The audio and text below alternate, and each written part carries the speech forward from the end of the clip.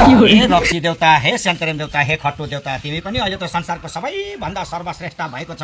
नानी बुढी सुतिरहेको ठाउँमा राति हुँदो आएर डाङडाङ र डुङडुङ गर्ने कुटाउने पनि तिमी, नालीमा लगेर कुकुरलाई जस्तो घप्पै सुताउने पनि तिमी, राम्रोसँगले मिलेर बसेको घरको परिवारको जोडीहरू चट्टै छुटाउने पनि तिमी, पेनमा मुताउने पनि तिमी। संसारको सबैभन्दा सर्वश्रेष्ठ भएको छौ। तिमीले गर्दाखेरि कतिजनाले मुटु गुमाए, कतिले फोक्सो गुमाए, कतिले आन्द्रा भुँडी गुमाए, कतिले कलेजो गुमाए, कतिले ज्यानै गुमाए, तर पनि तिमीलाई कसैले छोड्नु नसक्ने, नारीको पनि प्रिय, पुरुषको पनि प्रिय भएको छौ। तिमी त सबैको प्रिय भएको छौ। अहिले तिमी मरौदेखिको लिएर जन्मदेखिको लिएर पूजादेखिको लिएर घेवादेखिको लिएर बिहासम्म चल्ने तिमी।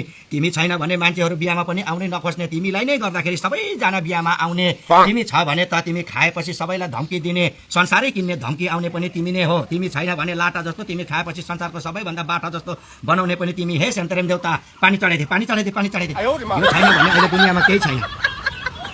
हे सेन्तेरेम देउता, हे रक्सी देउता, हे लौ परमेश्वर, तिमी त संसारको सबैभन्दा श्रेष्ठ भएको छौ। अहिले हाम्रो गाउँघरलाई स्वात्तै बगाउने पनि तिमी, सबैको घर बिगार्ने पनि तिमी, नारी बिगार्ने पनि तिमी, पुरुष बिगार्ने पनि तिमी, युवा बिगार्ने पनि तिमी, युवती बिगार्ने पनि तिमी, बेच्नेहरूले बिल्डिङ जोडेकै खानेहरूको आफ्नो घर तोडेकै गराउने पनि तिमी। तिमी छैन भने त अहिले संसारको मान्छेहरू जिउनै नसक्ने भइसकेको छ। बरु घरमा आटा चामल सब्जी तरकारी तेल नुन हर्दी मसला केही नहोस् चल्छ, तर तिमीलाई भने चाहिँ दिनमा 3-4 पल्ट सुरुप खानु पाएन भने अहिलेका मान्छेहरू एक भएर मर्ला जस्तो भएको छ। हे सेन्तेरेम देउता, राम्रोसँगले पानी चढाइदे नानी, राम्रोसँगले पानी चढाइदे, राम्रोसँगले मार्ने गर्नुपर्छ।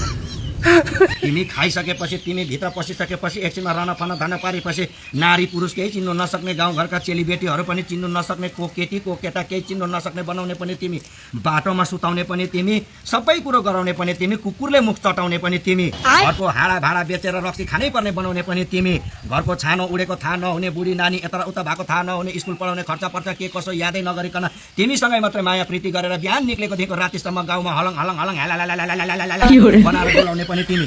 तिमी छ भने त सबैले म तिम्रो काम गरिदिन्छु भनेर अगाडि बढ्ने। अहिले संसारको सबैभन्दा सर्वश्रेष्ठ भएको छ तिमी, रक्सी देउता, तिमी खट्टु देउता, तिमी सेन्तेरेम देउता।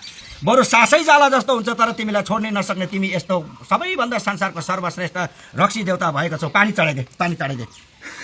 यो छ भने सबै कुरो छ। अहिले हाम्रो गाउँघरको सबैजना यसैमा लागेर सललल हाम्रो गाउँघर बगाएको थाहा छैन, अझै एकखेप पानी चढाइदे त नानी।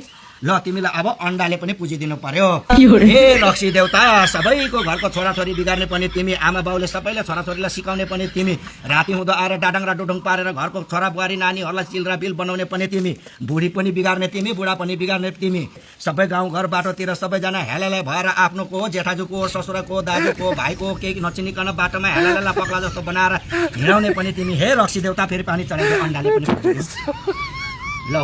अहिलेको युगको त अमृत बरु मान्छेले पिउन खोज्दैन, तर अमृत भन्दा पनि सर्वश्रेष्ठ भएको छ तिमी सेन्तेरेम देउता। ल परमेश्वर, एकपल्ट फेरि धुप घुमाइदिनु पर्यो। लु पानी चढाइदे। मर्ने बेलामा पनि सास घिटी हुँदा पनि तिमीलाई एक बिर्को खुवाएरै मर्ने भइसकेको छ हाम्रो गाउँको मान्छे।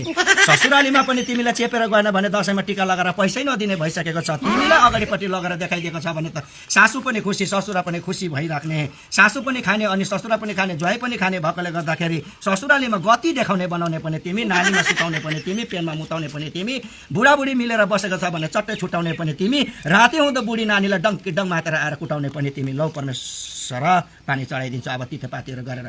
तिमी हाम्रो संसार बिगार्ने तिमी नै, घर बिगार्ने तिमी नै, गाउँ बगाउने पनि तिमी नै, युवा युवतीदेखिको लिएर बुढापाकाहरू सबै बिगार्ने पनि तिमी। तर तिमी अहिले संसारको सबैभन्दा सर्वश्रेष्ठ। हे रक्सी देउता, यो छैन भने मान्छेहरू बाँच्नु सक्दैन। बरु बुढी नहोस्, नानी नहोस्, घरमा कोही पनि नहोस्, तर तिमी छ भने अहिले सबैजना खुसी हुने। बुढी कुटेर कुदाउँछ माइतमा, बुढासँग छोटानाम गर्छ तिमीले गर्दाखेरि, को दिदी को बहिनी केही चिन्नु नसक्ने। तिमीलाई खाइसकेपछि त अर्काको बुढी पनि आफ्नो जस्तो देख्ने, अर्काको बुढा पनि आफ्नो जस्तो देख्ने, बालबच्चाको भविष्य नसोची तिमीलाई नै खानुपर्ने। लौ परमेश्वर।